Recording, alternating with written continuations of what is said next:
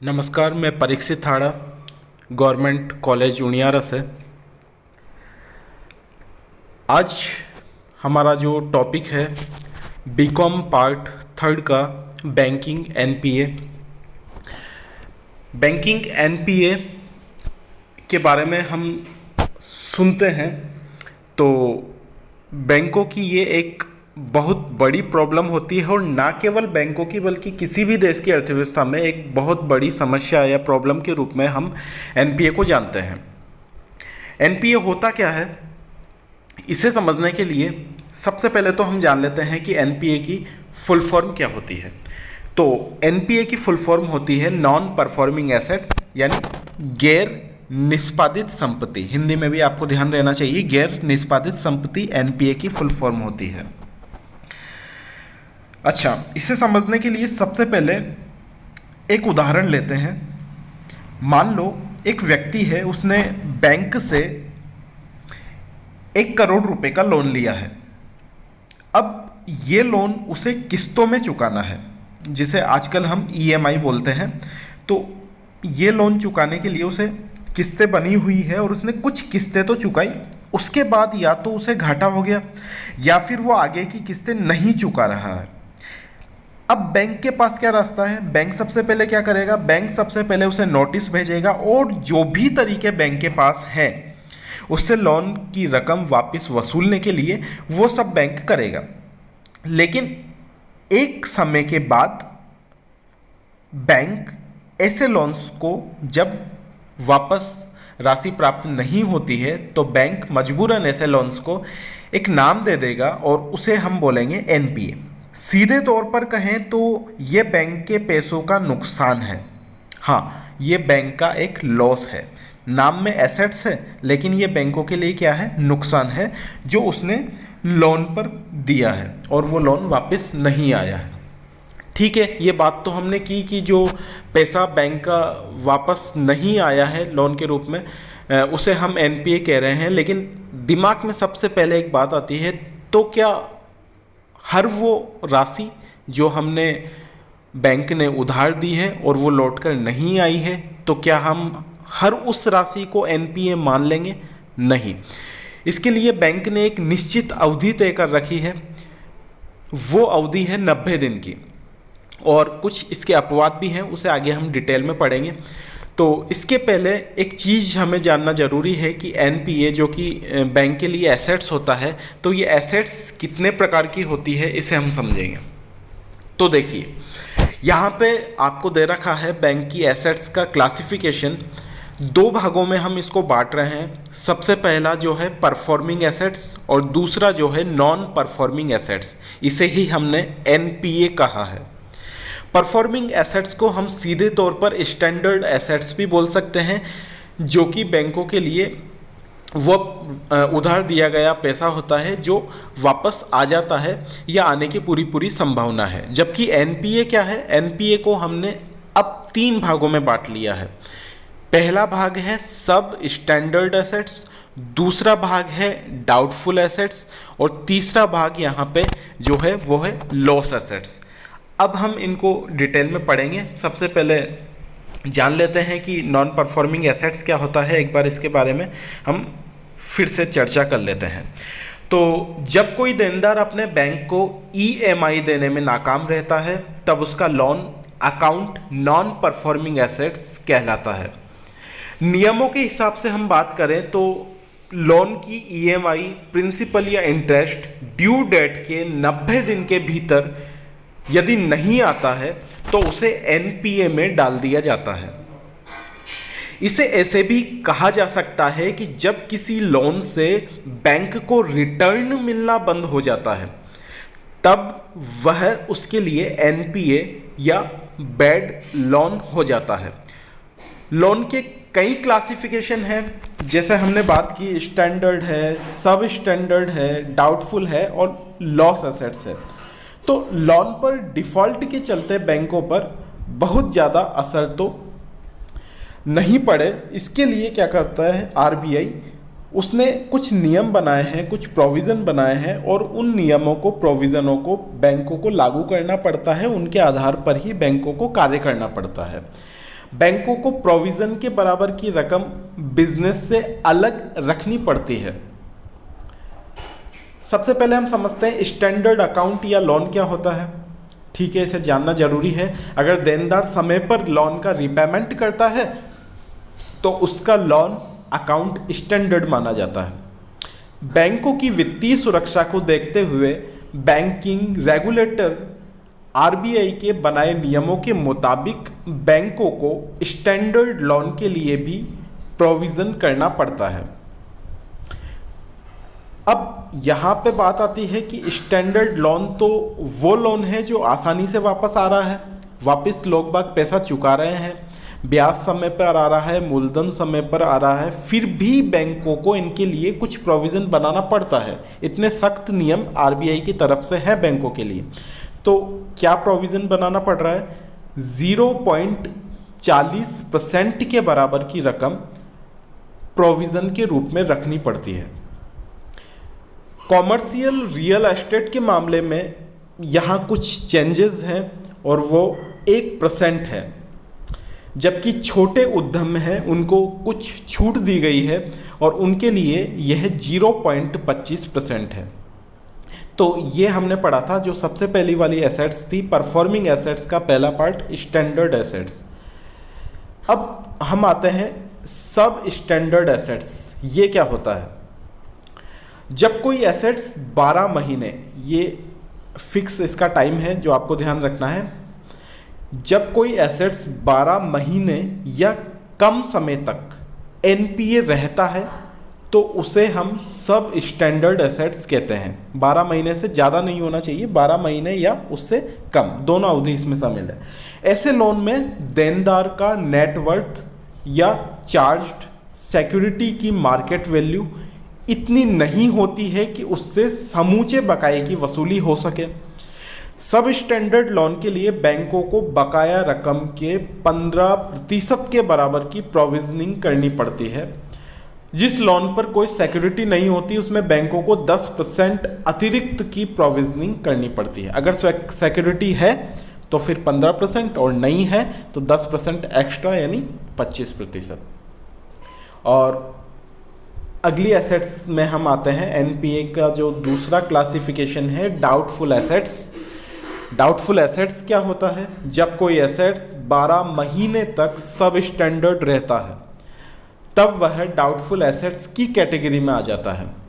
ऐसे लोन के समूचे बकाया रकम की वसूली की संभावना बहुत कम होती है।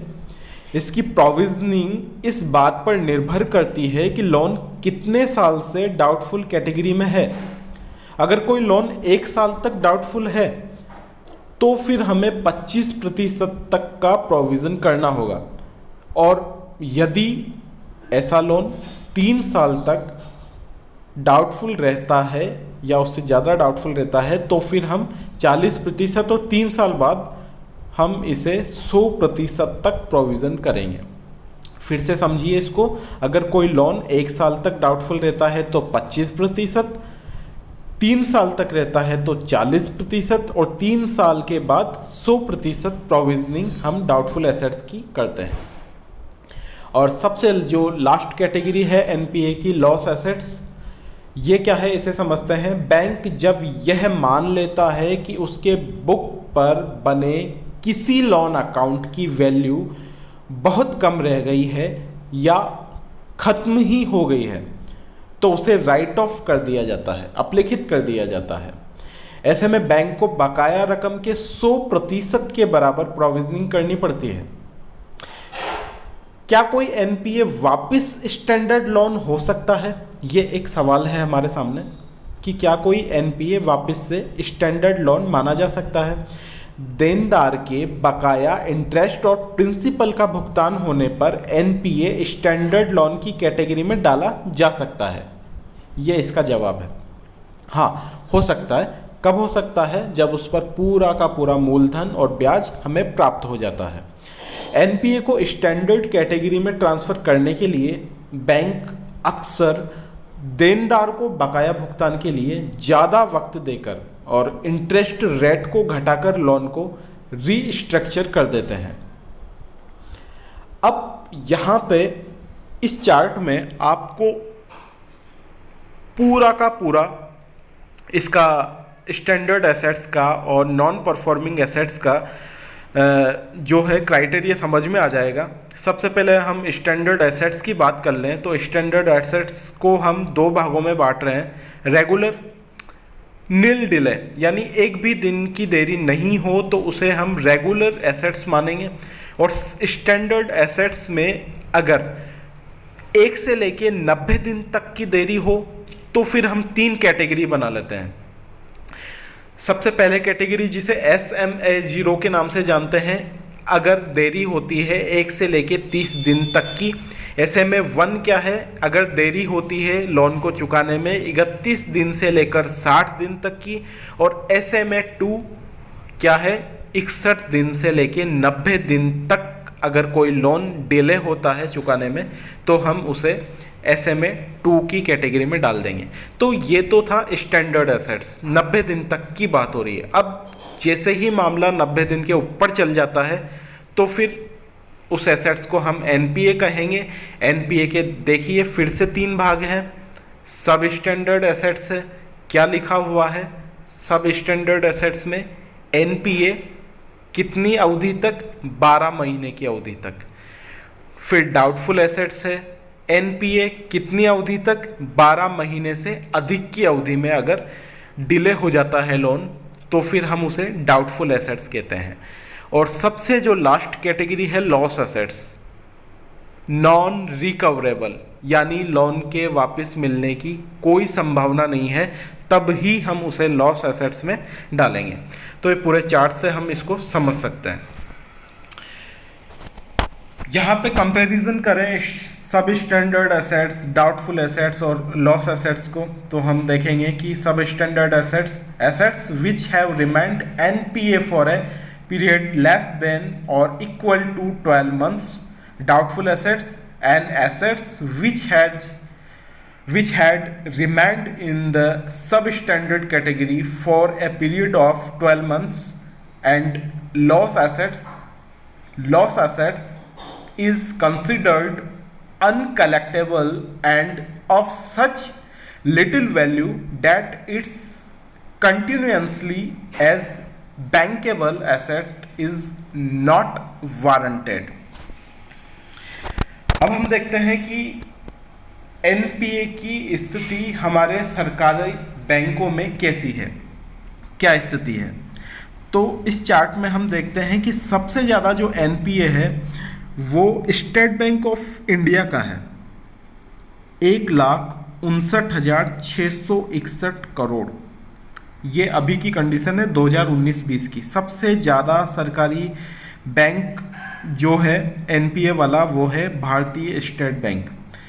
इसके बाद देख सकते हैं bank of Baroda 73,140, bank of Maharashtra 15,746।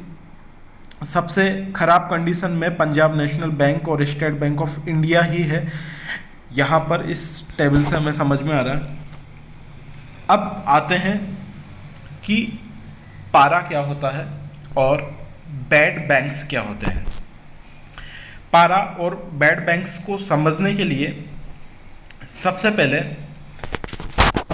हम भारत सरकार द्वारा और रिजर्व बैंक ऑफ इंडिया द्वारा इन बैंकों के NPA को कम करने के लिए, ख़त्म तो ये हो नहीं सकता, तो कम करने के लिए जो उपाय अपनाए जाते हैं उन उपायों के रूप में हम इनको देखते हैं।